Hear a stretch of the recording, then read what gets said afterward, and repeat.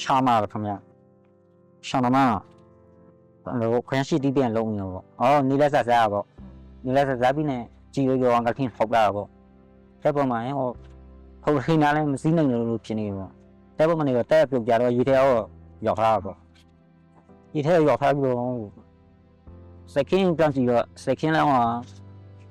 အဲ့လိုပြန်ကြည့်လိုက်တော့အဲ့လည်းလဲနေပြီပေါ့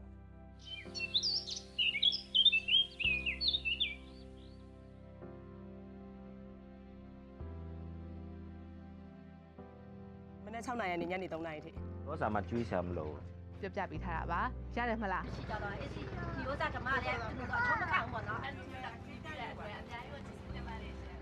အိမ်ကတော့နည်းနည်းဤရတယ်အိမ်တိုင်းလေတော့ဟိုအသိချီပြီးပြားတယ်ငရင်အရင်လေးလည်းပြဲလို့အယူချဲကြတယ်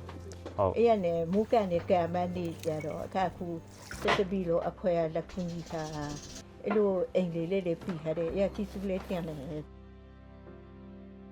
ကျမတို့ကတခြားလုပ်ငန်းတွေမရှိဘူးလေဒီအင်းသားတွေကြတော့ဒီရေရှမ်းပဲလောက်တာပေါ့နော်ရေရှမ်းပဲလောက်တယ်ဆိုရင်ဒီအသက်မွေးကြောရေရှမ်းကဟိုပါပေါ့ရေရှမ်း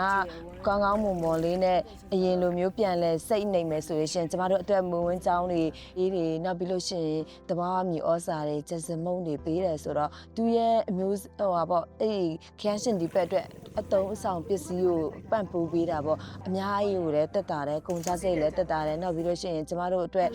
ဟိုပါပေါ့ဟိုဘယ်လိုပြောမလဲဆိုတော့ကျမတို့အတွက်အင်အားတစ်ခုလည်းလာဖြည့်ပေးလို့ကျမတို့လည်းအများကြီးလည်းပျော်တာပေါ့နော်